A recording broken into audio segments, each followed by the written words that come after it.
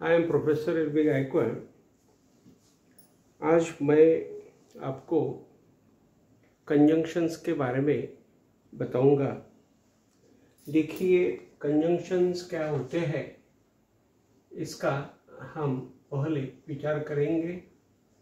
Conjunction क्या होते हैं? तो कंजंक्शंस ऐसे शब्द होते हैं कि जो शब्द दो शब्द और दो वाक्य या सेंटेंसेस को वह जोड़ने का काम करते हैं। जैसे कि यहाँ पर मैं बताऊंगा, शी वॉज क्लेवर।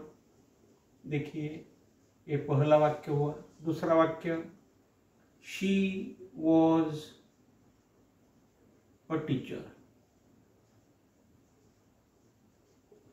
पहला वाक्य क्या हुआ? She was clever, she was a teacher. तो हम यहाँ पर एक कंजंक्शन का एक शब्द लेंगे, कंजंक्शन लेंगे और इन दो वाक्य को हम कंजंक्शन के द्वारा यहाँ पर जोड़ेंगे। तो देखिए, यदि हमने विचार किया तो यहाँ पर कंजंक्शन आ जाता है एंड। एंड नाम का कंजंक्शन यहाँ पर आ जाता है। तो वाक्य कैसा बनता है? She was a teacher, she was a teacher and clever. She was a teacher and clever.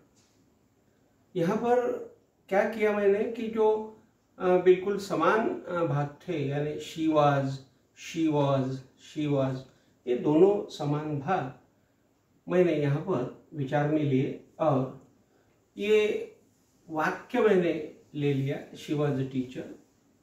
फिर बाद में ये जो समान भाग था दूसरा, उसे मैंने छोड़ दिया और क्लेवर यहाँ पर मैंने रख दिया। तो यह एंड नाम का कंजंक्शन आया और उसने यह वाक्य बनाया। तो she was a teacher and clever, ऐसा यहाँ पर वाक्य बन गया। तो कंजंक्शन ऐसा शब्द होता है कि वह दो शब्द या दो वाक्य को वह जोड़ने का काम करता है। तो आज हम पहला कंजंक्शन ले रहे हैं, वह है as soon as. As soon as. देखिए, एज सुन एज नाम का जो कंजंक्शन है उसका अर्थ हो जाता है व्हेन। उसका दूसरा अर्थ हो जाता है at the time of. At the time of. उसका अर्थ हो जाता है on the point of. On the point of. On the point of. उसका अर्थ हो जाता है as early as. As early as. As early as. तो देखिए यहाँ पर और दूसरा एक मैं अर्थ आपको यहाँ पर बताऊंगा। उसका एक अर्थ होता है सडनली। तो देखिए, यहाँ पर हम एज सुन एज का विचार कर रहे हैं। एज सुन एज नाम का कंजंक्शन है, उसका हम विचार कर रहे हैं। उसका मीनिंग हो जाता है व्हेन, यानी जब। व्हेन यानी क्या? जब। सडनली यानी अचानक, अकस्मात, ऐसा हम बोलते हैं। एट द टाइम ऑफ यानी एट द टाइम ऑफ यानी वक्त के समय, ऐसा इसका मीनिंग हो जाता है। एट द पॉइंट ऑफ, इसका भी मीनिंग वही होता है। At the point of means at the time of. As early as यानी एज अर्ली एज यानी ताबड़तोब, या एज अर्ली एज यानी सडनली, ऐसा मीनिंग हो जाता है। तो देखिए, आज हम एज सुन एज का यहाँ पर एक वापर कैसा करते या एज सुन एज में हम कैसा बोलते, इसकी प्रैक्टिस हम यहाँ कर रहे हैं। तो देखिए, यूज एज सुन एज, ऐसा यहाँ पर विषय बन जाता है यूज एज सुन एज। तो देखिए पहला वाक्य हमने लिया है कि द डॉक्टर इंजेक्टेड हिम। पहला वाक्य है द डॉक्टर इंजेक्टेड हिम, और दूसरा वाक्य यहाँ पर आ गया ही फेल्ट वेल।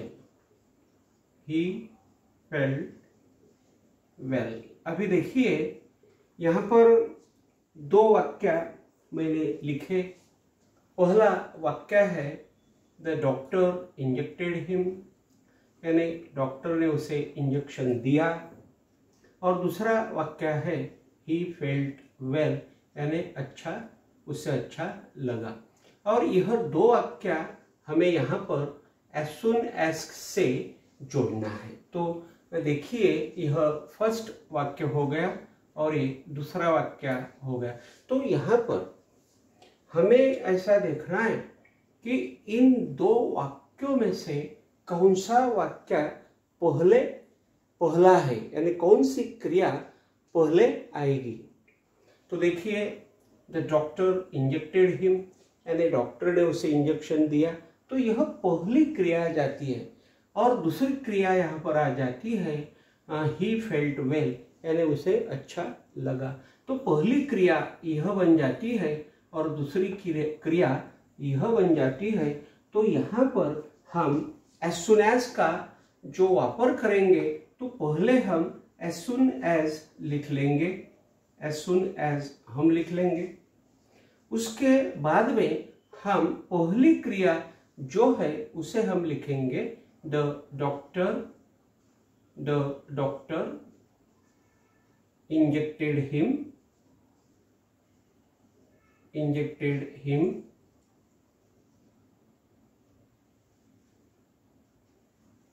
एंड बाद में हम ही फेल्ट वेल, यानी दूसरी जो क्रिया है उसे हम लिखेंगे ही फेल्ट वेल। तो यहाँ पर मैं आपको अभी इसका अर्थ बताऊंगा। इसका अर्थ बन जाता है कि एज सुन एज, यानी जब, एज सुन एज यानी क्या, जब द डॉक्टर इंजेक्टेड हिम, यानी जब डॉक्टर ने उसे इंजेक्शन दिया, कॉमा, तब उसे अच्छा लगा, यानी he felt well.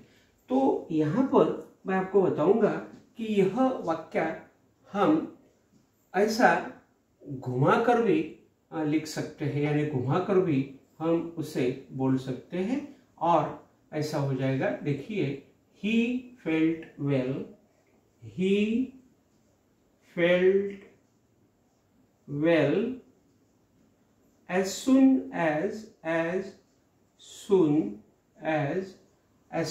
as the doctor injected him, the doctor injected him।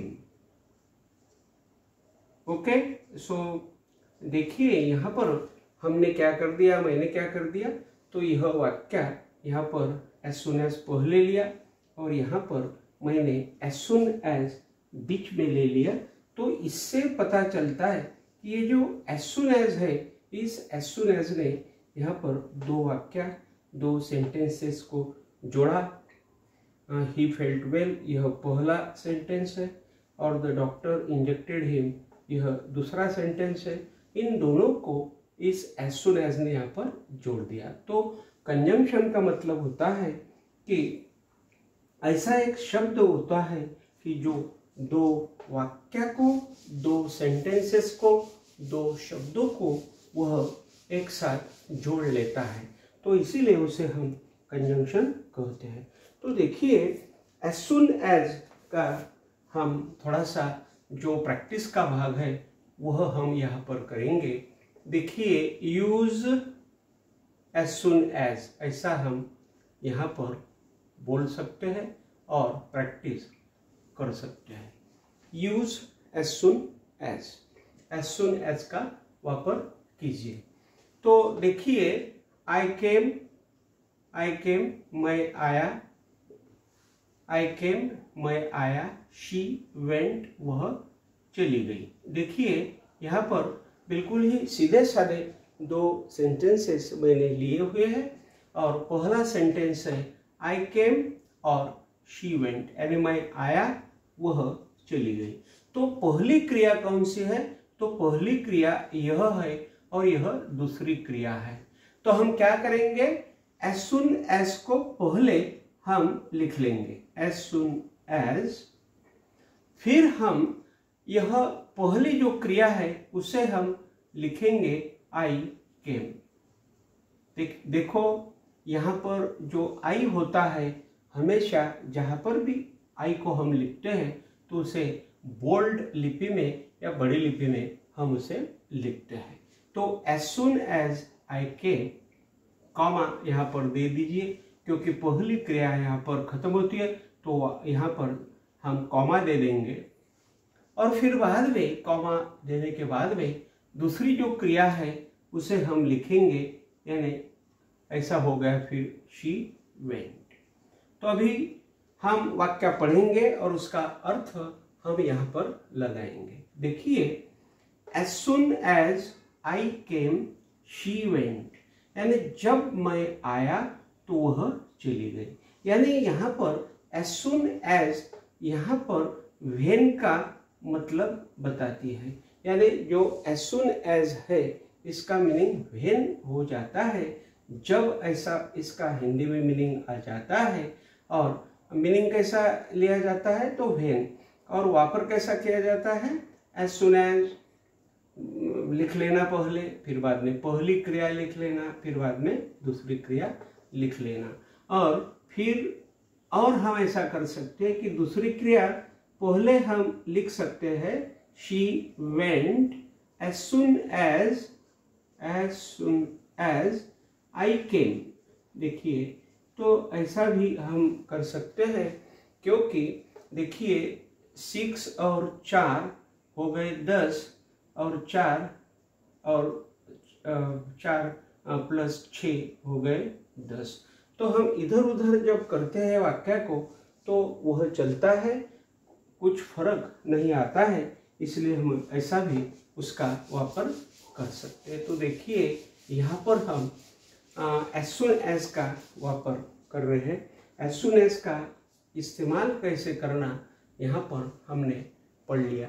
तो अभी मैं आपको बताऊंगा नॉट ओनली बट ऑल्सो नाम का कंजंक्शन। देखिए दूसरा कंजंक्शन हमने ले लिया, वह है नॉट ओनली बट ऑल्सो। देखिए यहाँ पर मैंने कैसे लिखा हुआ है, मैंने नॉट ओनली लिख दिया, फिर बाद में मैंने यहाँ पर डैश डैश कर दिया, फिर बाद में मैंने बट ऑल्सो लिख दिया, फिर मैंने यहाँ पर डैश डैश कर दिया। तो अब ये जो नॉट ओनली बट ऑल्सो है, तो यह क्या करता है कि नॉट ओनली बट ऑल्सो यहाँ पर इसका हम मीनिंग लेते हैं नॉट ओनली धिस। मीनिंग कैसा लेते हैं, not only this but also that। देखिए not only this यानी सिर्फ यह नहीं तो वह भी, यानी सिर्फ यह चीज नहीं तो दूसरी चीज भी, यानी दोनों चीज का यहाँ पर इस्तेमाल हो जाता है। तो यहाँ पर देखिए हम थोड़ा सा आगे जाकर आपको बोलेंगे कि पहले क्या कर लेना, नॉट ओनली लिख लेना, लिख लिया। फिर बाद में यहाँ पर जो मैंने यहाँ पर जो डैश डैश किया हुआ है, यहाँ पर एक पहली वस्तु क्या है वह लिख लेना, यानी not only English but also Marathi. देखिए बट ऑल्सो मराठी।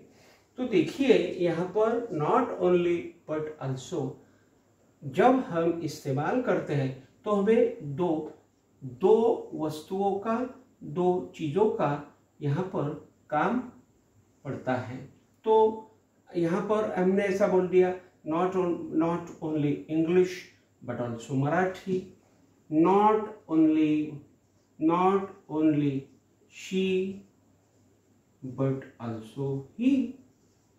तो देखिए यहाँ पर ऐसा not only but also का मीनिंग हो जाता है, या not only but also का इस्तेमाल हम इसी तरह से कर सकते हैं। not only she but also he, यानी not only she यानी यह पहली चीज आ गई, वस्तु आ गई, और but also he यानी दूसरी वस्तु आ गई। तो हम ऐसा यहाँ पर कर सकते हैं। दो चीज़ों का जो इस्तेमाल है उस इस्तेमाल को हम यहाँ पर वापर सकते हैं, यानी नॉट ओनली बट ऑल्सो हम जब इस्तेमाल करते हैं तो हम टू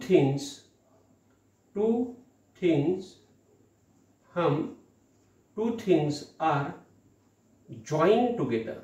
देखिए यहाँ पर हम दो चीज़ों को क्या करते हैं, ज्वाइन करते हैं, टू चीज़ों को। देखिए दो चीज़ों को हम यहाँ पर ज्वाइन करते हैं, और two things are join together जब हम यहाँ पर नॉट ओनली बट ऑल्सो का इस्तेमाल करते हैं। तो देखिए यहाँ पर मैं दो चीज़ यहाँ पर लूँगा। पहला है मराठी और दूसरा है इंग्लिश। देखिए मैंने पहली चीज़ ले ली मराठी, मैंने दूसरी चीज़ यहाँ पर ले ली इंग्लिश। तो यहाँ पर अभी ये दोनों जो चीज़ें हैं इनको मैं not only but also say यहाँ पर मैं जोड़ूंगा। तो देखिए मैं ऐसा बोलूँगा, I love Marathi, I love Marathi. दूसरा वाक्य मैं लूँगा, आई लव इंग्लिश। तो देखिए यहाँ पर यह दो वाक्य हमने ले लिए, और यहाँ पर हमने बोला use not only but also, use not only but also. तो देखिए यहाँ पर हमने क्या किया कि आई लव मराठी पहली चीज ले लिया, आई लव इंग्लिश दूसरी चीज ले लिया, और हमने बोला कि use not only but also. तो देखिए यहाँ पर यह आई और यह आई, यह लव और यह लव एक समान है, यानी बिल्कुल ही एक सरीके हैं। और यहाँ पर जो भिन्न दो शब्द आए हुए हैं वह है मराठी और इंग्लिश। तो इन दोनों को हमें यहाँ पर not only but also say जोड़ना है। तो देखिए हम अभी जोड़ेंगे। देखिए ये इन दोनों में से आई लव पहले हमने ले लेना चाहिए। आई लव हमने ले लिया, आई लव, फिर पहला शब्द आ गया तो इसके पहले हम बोलेंगे I love not only Marathi, not only Marathi, बराबर है। अभी पहला शब्द यहाँ पर खत्म हो गया, फिर बाद में आया आई लव, तो एक सरीका है उसे हम छोड़ देंगे। अब अभी आया दूसरा भिन्न शब्द आया, तो हम यहाँ पर लिखेंगे बट आल्सो इंग्लिश। तो देखिए हमने यहाँ पर वाक्य बना दिया कि I love not only Marathi but also English. तो देखिए यहाँ पर मैंने क्या किया, ये जो बिल्कुल ही एक सरीके वाक्य का जो एक सरीका भाग है उनमें से मैंने एक को ले लिया आई लव, फिर बाद में पहला आ गया शब्द, उसके पहले मैंने नॉट ओनली लगा दिया, फिर उस शब्द को यहाँ पर मैंने लिख दिया, फिर बाद में आई लव आया तो उसे मैंने लिया नहीं क्योंकि इसको पहले लिया हुआ है, फिर बाद में दूसरा शब्द आ गया तो उसके पहले मैंने बट आल्सो लगा दिया और उस भिन्न शब्द को मैंने यहाँ पर ले लिया। तो इसी तरह से हम यहाँ पर यह वापर कर सकते हैं। तो देखिए यहाँ पर हम नॉट ओनली बट आल्सो का वापर कर रहे हैं। और नॉट ओनली बट ऑल्सो यहाँ पर दो शब्द को यहाँ पर वह जोड़ते हैं, और कैसा जोड़ते हैं तो वह हमने देख लिया। देखिए, और हम देखेंगे he was tired, he was tired. और दूसरा वाक्य है ही वॉज बोर्ड। देखिए, अभी दो वाक्य है और दोनों के लिए हमने नीचे दिया हुआ है use not only but also, not only but also. तो देखिए, यहाँ पर सूचना है कि use not only but also. तो हमें अभी इस दो वाक्य के ऊपर हमें विचार करना है, और वह विचार है, देखिए यह भी एक सरीका है, यह एक सरीका है, यह एक सरीका है, यह एक सरीका है। अभी यहाँ पर जो भी भिन्न शब्द है यह दो है, टायर्ड और बोर्ड। तो देखिए, हमारा वाक्य यहीं से शुरू होता है। तो हम नॉट ओनली बट ऑल्सो का इस्तेमाल जब करेंगे तो हम यहाँ से वाक्य शुरू करेंगे और हम लिखेंगे ही वॉज। क्या करेंगे, हम लिखेंगे कि he was, he was, he was. तो देखिए, हमने लिख लिया ही वॉज। तो पहला यहाँ पर भिन्न शब्द आ गया, उसके पहले हम लिखेंगे he was not only tired, not only tired. और हम अभी लिखेंगे he was not only tired. हाँ, तो देखिए यहाँ पर हमने ये जो डैश डैश किया है, यहाँ पर टायर्ड बैठ गया। अभी हम लिखेंगे बट ऑल्सो, बट ऑल्सो। फिर आ गया टिम्ब टिम्ब यहाँ पर, या यहाँ पर आ गया डैश डैश। तो इसमें हम दूसरा शब्द यहाँ पर लिखेंगे बट ऑल्सो बोर्ड। तो देखिए, यहाँ पर हमने क्या किया कि इधर से शुरुआत की, ही वॉज हमने लिख लिया। फिर बाद में पहला जो शब्द है उसके पहले हमने नॉट ओनली लिख दिया और उस शब्द को लिखा। फिर बाद में हमने बिल्कुल ही बट ऑल्सो ले लिया, और उसके बाद में दूसरा शब्द हमने यहाँ पर ले लिया। तो यह जो एक सरीखे यहाँ पर शब्द है वह रिमूव हो गए, यानी वह चले गए, उनका कोई फायदा ही नहीं। क्योंकि यहाँ पर यदि पहले उन्हें ले लिया, ही वॉज ले लिया, तो बाद में ही वॉज और नहीं लेना, क्योंकि वह शब्द एक सरीके है। तो देखिए, यहाँ पर हम नॉट ओनली बट ऑल्सो का एक वापर बहुत ही अच्छी तरह से आपको समझा रहे हैं और आप भी समझ रहे हैं।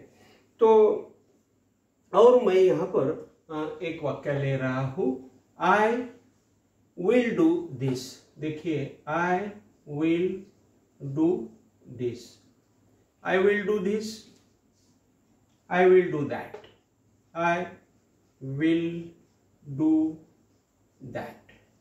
ओके, तो देखिए यहाँ पर हम बोलेंगे कि use not only but also. सूचना क्या है, use not only but also, use not only but also.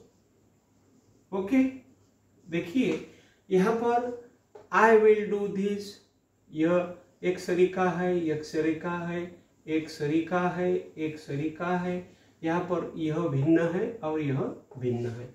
तो यह दो भिन्न शब्द हम यहाँ पर नॉट ओनली बट ऑल्सो के मदद से जोड़ेंगे। तो देखिए, यहाँ यहीं से हम शुरुआत करेंगे, आई will do, I will do. तो यह पहला भिन्न शब्द आ गया, तो उसके पहले हम लगा देंगे नॉट ओनली, नॉट ओनली। फिर उस शब्द को लिख लेंगे नॉट ओनली दिस। फिर बाद में हम लिख लेंगे बट ऑल्सो, बट ऑल्सो। और बट आल्सो के बाद में हम लिख लेंगे दूसरा शब्द बट आल्सो दैट। तो वाक्य क्या हो गया, आई will do not only this but also that, यानी मैं करूँगा, सिर्फ यह नहीं करूँगा तो वह भी मैं करूँगा। यानी आई will do not only this but also that, यानी मैं यह भी नहीं करूँगा तो वह भी मैं करूँगा। तो देखिए यहाँ पर हम जो नॉट ओनली बट आल्सो का यहाँ पर वापर समझ रहे हैं और मैं आपको समझा रहा हूँ, यह बात आपको ध्यान में रखना है और मैं जैसा कर रहा हूँ वैसा ही आपको करना है। तो देखिए बहुत से वाक्य यहाँ पर हम ले सकते हैं। तो देखिए यहाँ पर बहुत से वाक्य हम ले सकते हैं, लेकिन अभी वीडियो बड़ा हो जाएगा तो हम नहीं ले सकते। तीसरा वापर हम आपको बताने वाले हैं और तीसरा वापर है आइदर और का। देखिए आइदर और का, आइदर टिम्ब टिम्ब और टिम्ब टिम्ब, यानी बीच में हम ब्लैंक यहाँ पर छोड़ देते हैं और यहाँ पर आइदर और का हम वापर कर सकते हैं। तो आइदर और का जो वापर होता है यह भी नॉट ओनली बट ऑल्सो जैसा ही होगा। दो चीज़ें यहाँ पर हम इस्तेमाल कर सकते हैं। तो देखिए यहाँ पर वाक्य में लूँगा I will go to Mumbai, I will go to Mumbai, I will go to Mumbai, यह पहला वाक्य आ गया। She will go to Mumbai, यह दूसरा वाक्य आ गया। She will go to Mumbai. तो देखिए यहाँ पर हमने दो वाक्य तो ले लिए, दो सेंटेंसेस ले लिए और यहाँ पर हम यूज आइदर और का इस्तेमाल कर रहे हैं, यानी आइदर और को हम इस्तेमाल कर रहे हैं, यानी आइदर और का वापर हम यहाँ पर कर रहे हैं। तो देखिए I will go to Mumbai और दूसरा वाक्य है she will go to Mumbai. तो देखिए यहाँ पर विल गो,